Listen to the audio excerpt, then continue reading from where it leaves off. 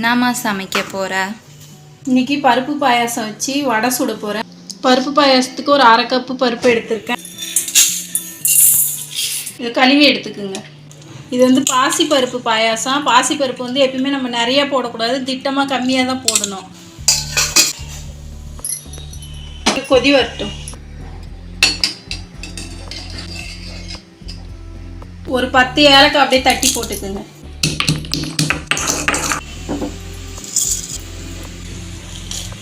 நல்லா பருப்பு குழையணும். பருப்பு நல்லா குழஞ்சிருச்சு. இப்போ வந்து நம்ம சேமியா போட்டுக்கலாம். இந்த மாதிரி வறுத்த சேமியாவை எடுத்துக்கோங்க, அதான் நல்லாயிருக்கும் பாயாசத்துக்கு.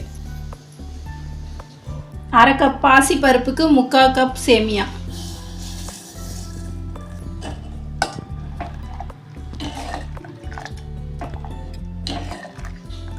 ஒரு சிட்டிகை உப்பு போட்டுக்குங்க. சேமியா வேகட்டும். இப்போ சேமியா வெந்துருச்சு. சேமியா வெந்ததுக்கப்புறம் வெல்லம் போட்டுக்கலாம். இது வந்து நாட்டு வெல்லம், மண்ணு தூசு இருக்காது, அப்படியே போட்டுக்கலாம்.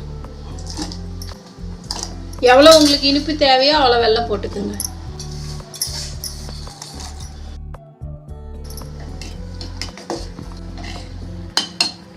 வெல்லம் கரையிற வரைக்கும் கொஞ்சம் கொதிக்கிட்டோம். சர்க்கரை எல்லாம் நல்லா கரைஞ்சிருச்சு. இப்போ இறக்கிக்கலாம். வெள்ளம்லாம் நல்லா கரைஞ்சி வந்துருச்சு. இப்போ இறக்கிக்கலாம்.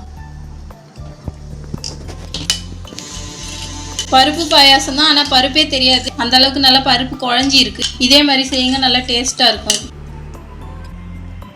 ஒரு 3 கரண்டி நெய் விட்டுக்குங்க. முந்திரி பருப்பு, காஞ்ச திராட்சை 2 போட்டுக்கலாம்.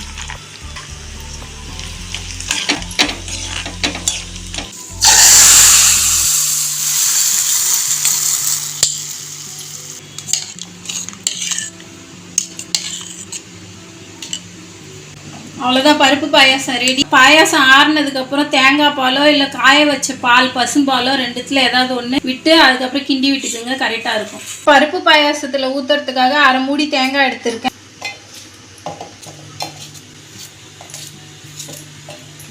பாயாசத்தை கொஞ்சம் ஆற விட்டு தேங்காய் பால் எடுத்து வச்சுருக்கேன். வடிகட்டி திப்பியை தனியாக எடுத்துக்கணும். தேங்காய் பால் 1 கப்பு.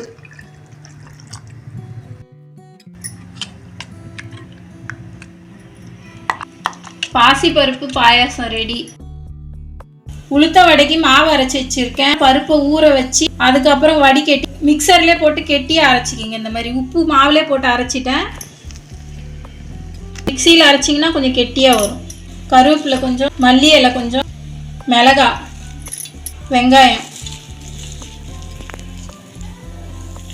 பெருங்காயத்தூள் கொஞ்சம் போட்டுக்குங்க. வெங்காயத்துக்கு ஏற்ற மாதிரி கொஞ்சமாக உப்பு, மாவுக்கு கரெக்டாக உப்பு போட்டிருக்கேன். இந்த வெங்காயத்துக்கு ஏற்ற மாதிரி கொஞ்சமாக உப்பு. ஒரு ஸ்பூன் அளவுக்கு மிளகு.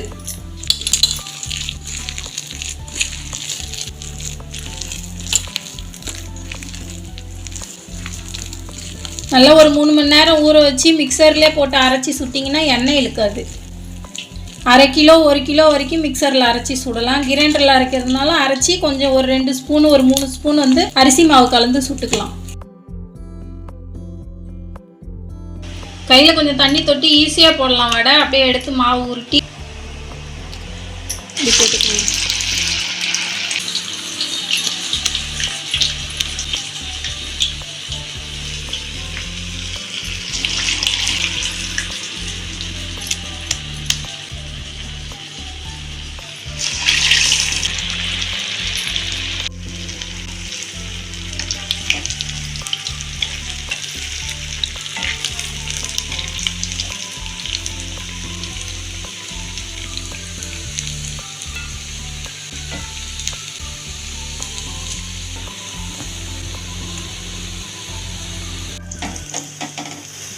இந்த மாதிரி நல்லா செவக்க வேக வச்சு எடுத்துக்கோங்க. ஒரு தடவையும் கையை தண்ணியில் நனைச்சி தான் எடுக்கணும்.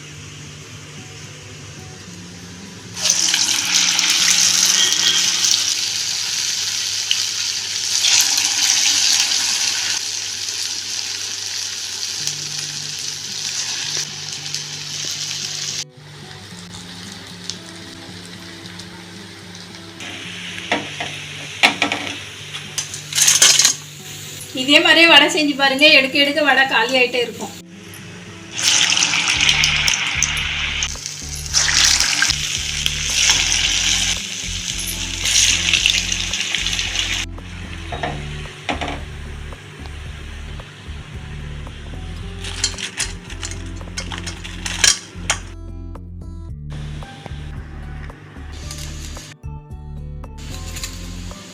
பருப்பு பாயாசம், மெதுவடை இதே மாதிரியே செஞ்சு பாருங்கள், சூப்பராக இருக்கும். நல்ல வடை எண்ணெய் இழுக்காமல் மொறு மொறுன்னு டேஸ்டியாக இருக்கும். பாயாசமும் தேங்காய் பால்லாம் ஊற்றி நல்லா டேஸ்ட்டாக இருக்கும். குழந்தைங்களுக்கு இதே மாதிரி செஞ்சு கொடுங்க.